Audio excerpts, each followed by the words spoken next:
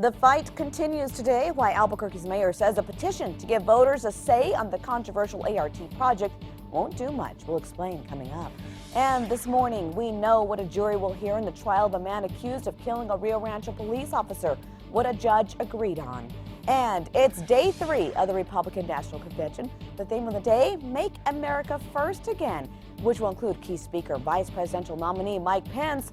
This comes a day after Donald Trump secured his spot as the party's nominee for president. This is a movement, but we have to go all the way. I'm so proud to be your nominee. Good morning, everyone. I'm Crystal Gutierrez. Thanks so much for joining us at the 6 o'clock hour. We begin this morning with a live look out at Cleveland, where day 3 of the RNC will kick off in just hours. Despite controversy leading up to Donald Trump's official nomination, New Mexico's delegates say they're standing with Trump this morning. News 13's Fernanda Lopez has the details. Good morning, Fernanda. Good morning, Crystal. Trump got all of New Mexico's 24 delegates last night. Governor Susana Martinez showed up at the convention to introduce the state of New Mexico, but didn't go as far as to announce the votes. A culture that is so diverse, an amazing state, the land of enchantment, and the great state of New Mexico. The governor's office says she still hasn't endorsed anyone for president. Months ago, she faced criticism from Trump when he said she's not doing the job. Back in May, Governor Martinez skipped the Trump rally in Albuquerque, saying she was too busy. That rally made national headlines when protests outside the convention center turned violent. Many people upset over Trump's comments on Mexican immigrants. At the end, though, Trump gathered enough support to secure his nomination. We are proud to cast New Mexico's 24 votes to the next president of the United States, Donald J. Trump. Leading up to the nomination, political analysts talked about the important it would be to have Trump get the support of the nation's first Hispanic female governor. Back to you. Thanks for that update, Fernanda. Now, this morning, some analysts are saying Martinez's presence at the convention is at least a step toward unifying the Republican Party. You can also stay up to date with all of our 2016 campaign coverage online at KRQE.com. And remember, head on over to our KRQE News app. Another big talker this morning, of course, the weather. We've been seeing beautiful temperatures lately, even some rain. Yeah, not too bad. Yesterday, had a few of those showers and storms get in late in here in the metro. Same kind of setup today, so let's get down to a Doppler radar showing a little bit of that light rain out near McKinley County and even far Cibola County. And we got nothing out across the eastern plains here. Albuquerque, a little bit of cloud cover here and there, but not too much to slow us down for your morning commute. Temperatures this morning in the 50s in Las Vegas, 69 in Albuquerque. We've got more of the 50s and 60s up across the northern mountains, 78 in Alamogordo, very comfortable down there to the south. But the spotty storms return today. Not everyone will see rain. Unfortunately, that high pressure is still a little too close, and it's getting closer. It's going to slide back on top of us as we transition into Thursday and Friday here. It will start to warm up our temperatures. We've been very comfortable in those low to mid 90s. We'll likely get back to the upper 90s and those low triple digits too as we transition into Friday and Saturday. So a lot to talk about in that 7-day forecast. I'll break down what you need to know coming up here in about 15 minutes. On to new details this morning. When accused cop killer Andrew Romero goes to trial, jurors will be able to hear some of his criminal history. This after a ruling by a judge. Romero is accused in the shooting death of Rio Rancho officer Greg Benner last year. Yesterday, prosecutors argued Romero committed a string of armed robberies in the days and just hours leading up to Officer Benner's death, arguing that was his motive for the killing and the jury should know about it. But the judge says only the crimes that happened the day Officer Benner was shot can be brought up. Any prior robberies cannot. A sentencing hearing for a career criminal dubbed the worst of the worst still in the works this morning. Chris Blattner has been linked to 2 killings, shooting at police and drug dealing. Last year, he pleaded guilty to having guns for drug trafficking, charges that could come with a 30-year sentence. In October, he asked the judge for permission to withdraw his plea because he says he was high in LSD at the time. The judge denied the request after Blattner could not prove it. No word on when he will be sentenced. New this morning, the state says fewer New Mexico teens are drinking compared to other kids around the country. According to the Albuquerque Journal, the 2015 Youth Risk and Resiliency Survey shows the state's binge drinking rate among teens stands at 15%. The national rate is 17.7. Their survey also found fewer teens are smoking, but the use of e-cigs and hookah usage is up. Happening today, a petition to give voters a say in the controversial ART bus project is now encounters at businesses up and down Central. Signs in front of Astro Zombies are creating more foot traffic for the store with curious customers. 20 businesses say they do have petitions inside their store, but managers don't want to push customers to sign anything they don't want to. Because it's Summerfest, I didn't want people to feel like we were just pushing something upon them, but it's definitely going out right now, and we will have it out until the end of all this. Organizers need more than 14,000 signatures by August 29th to get the $119 million arch project on the November ballot. The mayor says if the ART makes it to the ballot and voters do reject it, the project will continue because City Council has already approved it. On to other news happening today. Cibola National Forest officials will continue looking for the culprits who defaced parts of Sandia Crest. This after graffiti was found inside the Kiwanis cabin. The historical site was built long before the Sandia Peak Tramway. The stone cabin was constructed in the 30s as a storm shelter and draws hikers from across the country. It's a shame that people went in there and spray painted it. The vandalism is not just limited to the cabin, it's also on the trail from the Crest House all along the ridge. Officials say they try to keep up with graffiti, but that removing it is time-consuming and it is expensive. The man who brought us some of the most iconic sitcoms of the 70s, including Happy Days, has died. Gary Marshall would eventually branch out to the big screen, directing hits like Pretty Woman. According to a statement released by his publicist, Marshall died at a hospital in Burbank yesterday from complications of pneumonia following a stroke. Marshall was 81 years old. Public memorial service is being planned on his birthday, that is November 13th. Crews just outside of New York City worked into the overnight hours to clean up a massive disaster after a crane collapsed across the bridge. Take a look at this video here. Workers have been doing construction on the bridge for 3 years now. The crane collapsed yesterday afternoon as drivers made their way across the bridge nearby. Witnesses say there was little warning before it slammed into the bridge. The crane started to come down. It was very slow in the beginning, but then it just crashed right across the bridge. Amazingly, no cars were hit when the crane came down, but 2 did get into a wreck trying to avoid it. 2 drivers, that is. 3 people were hurt, but those injuries were minor. They're all expected to be okay. This morning, the search for a possible serial groper continues. Where he struck has left neighbors concerned in one Santa Fe neighborhood. Plus, a new report reveals why an APS official could be facing fraud charges, what the state says she did with money earmarked for a school coming up, and what's at stake. Also this.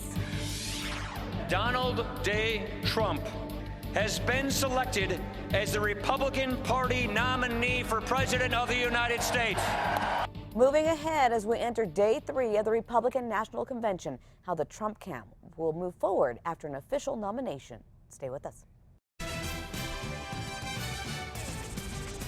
This morning, it's a major day ahead for the Republican Party as Donald Trump's running mate is set to accept the party's nomination. This week's national convention in Cleveland has been filled with surprises and even some scandal. KRQE's national correspondent Mark Meredith is live inside the Quicken Loans Arena. Good morning, Mark. It's another busy day ahead out there. And yeah, good morning to you, Crystal. It's been an exciting convention so far, but maybe this will be one of the biggest nights except for Donald Trump's acceptance speech. We're going to be hearing from Indiana Governor Mike Pence, the man chosen to be Donald Trump's running mate, and he didn't know he even had the job. He couldn't prepare except for less than a week now. So you can imagine, Crystal, the work, the pressure that's on him. For this man, though, it really is no stranger to politics, just he's not necessarily used to being on the national stage. Governor Pence, as I talked about, sitting governor of Indiana. He spent some time in Congress representing his home district in Hoosier country, and he also was able to earn some pretty strong conservative credentials. He's going to try to double down on that tonight if he's going to be able to bridge the gap within the own Republican Party, because after all, what we've seen that started in Iowa, New Hampshire, that found its way into New Mexico, this has been an election year unlike any other in recent history. I had a chance to speak with a few delegates from across the country, those that go through New Mexico even, who said that they are very interested to hear what Mike Pence has to say, because after all, he could be the next vice president of the United States. I think it was the right choice for the time. I think many people are very most of the people I've talked to are pleased with that pick. So what I'm saying is it's his choice, and he could have done a lot worse. I think people are genuinely interested about Donald Trump's running mate and why he picked Mike Pence, and I think it was an excellent choice. We're also going to be waiting to hear from House Speaker Newt Gingrich, the former House Speaker from Georgia. I had a chance to speak with him on the convention floor. He told me he was ready to go for a speech. He just had to finish writing it, so he'll still be doing that. And, of course, he was passed over for the job to be with the Trump campaign, but he's still getting that primetime speaking role. Crystal, we're also going to be listening for Texas Senator Ted Cruz. He'll be talking tonight. Will he give the official endorsement to Donald Trump and Pence? You're going to have to wait to find out. It's pretty much all bets are off at this point, Crystal. All right, and Mark, now we've seen a little drama on the convention floor. You can't deny that. Well, Trump is now the Republican nominee. What kind of reception are you seeing on the streets there? Protests, are they taking place? There are protests, but it's nothing like what we saw in New Mexico earlier this year as you guys were getting ready for your primary, where we saw there were several arrests. That has not been the case here. Instead, maybe less than five or six arrests all week. And so compared to what it could be, this convention so far has gone pretty smooth, Crystal. Good news there. Thanks so much, Mark. We'll be following the Republican National Convention all week long, live here on KRQE this morning. You can also stay with us up to date online at krqe.com. No worries. Thank you. And on our KRQE News app. On to breaking overnight news, a security scare in Philadelphia, which will host a Democratic National Convention next week. Police say officers pulled over a minivan and discovered explosives inside late last night. Authorities say they found fireworks and 2 improvised explosive devices. A 31-year-old man was driving the van with 2 3-year-olds in the back. The bomb squad confiscated the explosives and fireworks. The driver was arrested. He's now facing charges this morning. Meanwhile, Democrats familiar with the vice presidential selection process say a couple of contenders are now emerging as strong candidates for Hillary Clinton's running mate. After a rigorous vetting process, Senator Tim Kaine of Virginia and Agriculture Secretary Tom Vilsack are leading contenders. But an aide says Clinton has not made her final decision. It could still deliver a surprise. Several other names include Labor Secretary Tom Perez, Senator Elizabeth Warren, Senator Cory Booker, and Senator Sherrod Brown. We'll let you know what develops on that. Another big talker this morning, of course, the weather. I've seen beautiful temperatures lately. Yeah, not too bad with the numbers. A little cooler than what we had last week. Right now, not bad either. Plenty of sunshine coming up over downtown, 69 degrees. Take a look at that humidity, though, 65%. We woke up this morning a couple of hours ago with humidity values in the 70% range. So it's a little sticky out there, especially for us here in New Mexico. It's a high desert. We shouldn't be looking at that much moisture, but we are, and we will take it. No complaints there. Doppler radar still looking at a little bit of cloud cover and some very few pockets of rain out there near Gallup and Grants. It's not a whole lot. We look to see more of those storms develop, though, this afternoon. Hourly forecast, how about some 90s today? It's exactly what we can expect, and it's exactly what we had yesterday. Topped out at 95. Gone with a high temperature about 94 today. Spotty storms return to the forecast before that high pressure starts to slide back in and cut us off. So I'm going to break down everything we need to know, details on today's storm chances, the temperatures, the winds, all that here in just about 15 minutes. An Albuquerque school board member's license to teach could be on the line today after investigators say she spent money meant for kids on herself. On top of her board duties, Annalie Maestas also serves as executive director of the local charter school, La Promesa. She's accused of using a cleaning crew hired to work at La Promesa to do a cleaning job at her home. The state auditor says she sent a receipt to the public education department requesting reimbursement for $342 worth of carpet cleaning at the school. Tim Keller says the carpet company confirms they never did work at La Promesa, but they were at Maestas' home. Maestas still denies the allegations. There were also some examples of really poor, egregiously poor financial controls and checks and balances at the charter school that allowed this to happen in the Maestas has since paid the money back without admitting to doing any wrong, but she could face criminal charges. If you want to read the full findings from the auditor, head on over to our KRQE News app. On to news happening today. School officials in Espanola are expected to release details about a settlement reached with a now former basketball coach fired after allegations he was verbally abusive with players. The school board meeting is slated for 5 o'clock this afternoon at Carlos F. Vigil in Espanola. Yesterday, former Espanola Valley High coach Richard Martinez and the high school reached a settlement agreement. Specifics were not released. Martinez also came under fire for praying with his team before winning the state championship game. An ongoing investigation by the state also found a long list of concerns. Martinez's attorney says the accusations are false. New at 6, a New Mexico state senator is proposing a hold on new charter schools this morning. According to the Albuquerque Journal, State Senator Daniel Ivy Soto says he will propose the moratorium over a state funding formula in January's session.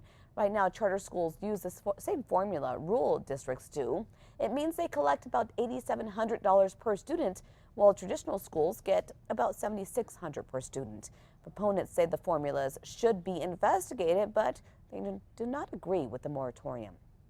As you wake up today, Santa Fe police continue to search for a serial groper who snuck into a woman's home, then fondled her while she was in the shower. They say it happened Sunday night as a woman was taking a shower in her home off Juniper Lane. That's when she says she felt the man touch her. Police say she screamed and chased the groper out of her home. Neighbors say they're on high alert. I just was taking a shower and I made sure beforehand that all my windows and doors were locked. Even though I do have dogs that would alert me, it still made me afraid. Last month, there were 3 separate cases near homes about 2 miles from Sunday's attack. The 4 women gave similar descriptions of the suspect. They describe him as a white man, roughly 5'8" to 6 feet tall, about 170 to 200 pounds, in his 20s or in his 30s. This morning, you may not know it, but the Albuquerque Biopark is working to save a number of endangered or threatened animals and plants in New Mexico. In an area off limits to the zoo, or rather to the public, zoo experts are working to save animals like the northern Mexican garter snake, which had not been seen in the wild in 20 years. The biopark found 4 snakes near the Gila River in June 2013, and last month they welcomed 11 healthy babies. Now, the goal is to eventually reintroduce the species back into the wild.